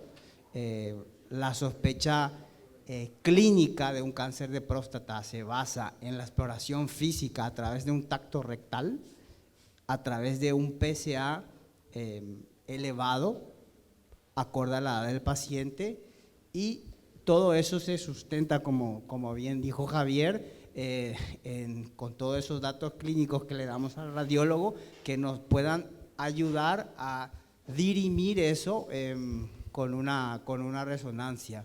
La resonancia obviamente que tiene sus puntos flojos, sus pitfalls, pero uniendo todo eso, el PSA, la cinética, la exploración física, vamos a llegar a hacer un diagnóstico certero en los pacientes. Si vos tenés una próstata, o sea, una próstata palpable y tenés un nódulo, ya sea en el lóbulo derecho o izquierdo, bien duro, pétreo, todo lo que, con todos los chiches, ¿vos le haces una resonancia igual o ya te vas directamente a biopsiar? Le hago una resonancia. ¿Por qué? Porque a mí me va a diferenciar de qué posibilidad, o sea, un nódulo pétreo hay que diferenciar de una próstata fija, inmóvil. No es lo mismo. No es lo mismo. Podemos tener un nódulo pétreo que con la ayuda de la resonancia nosotros podemos ver los planos de clivaje, porque eso se puede ver en la resonancia. Podemos ver si soy capaz de ofrecerle al paciente una cirugía para No, intentar… te estoy hablando antes, estoy hablando Sí, justamente por cuando eso. vas a tomar para certificar o Sí. descartar el diagnóstico. Yo le pido una resonancia, me sirve totalmente, porque un paciente en edad de poder curarle a ese paciente, a mí me va a hacer dirigir el tratamiento con intención curativa. O voy a una cirugía porque veo que no está afectado el esfínter, veo que el tumor, aunque yo toco un nódulo pétreo, veo que hay plano de clivaje entre el recto. Yo puedo ofrecerle una cirugía, obviamente no va a ser solo cirugía, va a ser complementado con más tratamiento.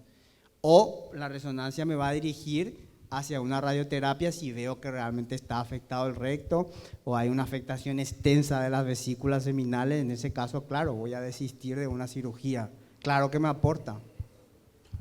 A nosotros no es muy útil el que ustedes aporten el hallazgo del tacto rectal, ¿verdad? Porque si ustedes, por ejemplo, ponen nódulo palpable en tal lóbulo o en dónde está, también a nosotros nos sirve ir a buscar específicamente en ese lóbulo y minuciosamente en ese lóbulo lo que podría ser una lesión, ¿verdad? De hecho, ya me tocó en varias ocasiones, ¿verdad?, de que mediante el aporte del examen del tacto rectal que me puso el urólogo, ¿verdad?, yo fui a encontrar una lesión de que terminó siendo un absceso, por ejemplo, ¿verdad? O un nódulo de que quizás no era un PIRAT 5, quizás era un 4 si no me equivoco, ¿verdad? No era muy grande, que terminó siendo positivo, ¿verdad? Para la diferenciación entre un PIRAT 4 y 5 es el tamaño, ¿sí? Si mide 15 milímetros, 1.5 centímetros, un PIRAT 4 con característica de PIRAT 4 pasa a ser automáticamente un PIRAT 5. ¿Sí? Y para PIRAT 5 ya es cuando es obvio la extensión extraprostática, otros datos que se pueden llegar a presentar, ¿verdad? Pero para que puedan dimensionar, nomás que el tamaño también para nosotros es muy importante. Sí, para poder caracterizar y cambiar el tipo de PIRATs. Para el caso que plantea Samuel, ¿es mejor la resonancia para un estallaje o la tomografía? Localmente avanzado. Estadificación sí, local. Si palpa, cuando está muy extendido el cáncer de próstata, para la tomografía ya es muy evidente, ¿sí? Pero si no es así, no te va a decir absolutamente nada, ¿sí? Y ahí va la resonancia magnética, así como les mostré en esa diapositiva de cómo trataban de proponer la valoración de la extensión extraprostática, ¿verdad? Algunos autores y Lesur, por ejemplo, ¿verdad? A veces cuando apenas se abomba la cápsula, ya es una sospecha, por lo menos baja extensión extraprostática, ¿verdad? Eso no vas a ver nunca en la tomografía. Imposible. pero sí puede ver el ganglio. Sí. Sí, hacer nomás.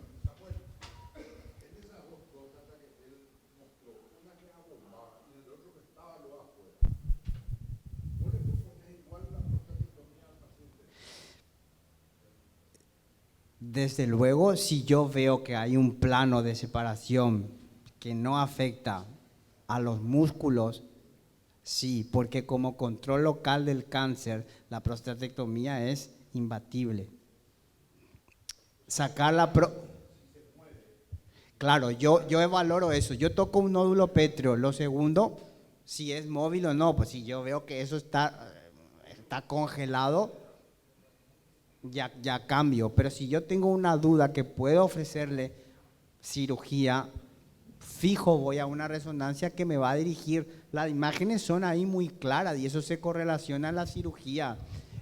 Se ve que hay un nódulo, que pueda haber extensión extraprostática y uno haciendo una buena resección. Obviamente si ese nódulo está pegado al músculo ya no se puede hacer nada, pero los radiólogos nos pueden dar ese dato que no está afectando al al plano muscular de la fascia endopélvica y todo eso, claro que sí le puedo ofrecer. Lo mismo que una afectación, no es lo mismo una afectación extensa de la vesícula seminal que una afectación que va de la base hacia la vesícula seminal. En ese caso se puede hacer una resección completa del tumor con márgenes negativos y el paciente se beneficia de eso. Eso está demostrado en la serie de tumores de próstata de alto riesgo. Y volviendo a eso, para el alto riesgo, nuestras líneas guías nos dicen que una resonancia y un PET con un PSMA idealmente, si no colina, es lo que hay que usar para una estadificación correcta. Y la biopsia, vos haces, dividís en cuadrante, base, medio, apex, 3 y 3, o sea, periférico, central y medial. O sea Sí, que serían 9 cuadrantes. Sí, hay muchas formas de hacer las biopsias. Una biopsia, lo mínimo que tiene que tener son 12 fragmentos más en función al tamaño.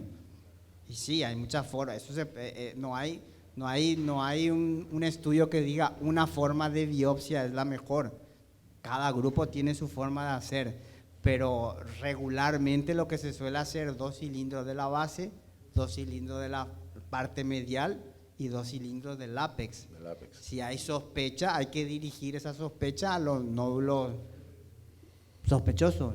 Sí, totalmente. No, pero para conocimiento nomás, no hay Y ninguna... otra cosa es si se va a hacer una biopsia transperineal. Claro, ahí eso ya es, ya el template ya te dirige todo donde hay que hacer. Buenísimo. Muchísimas gracias a todos, muy amables. Gracias. Muchas Javier, gracias por la muy atención. amable. Muchas por gracias. todo. Gracias.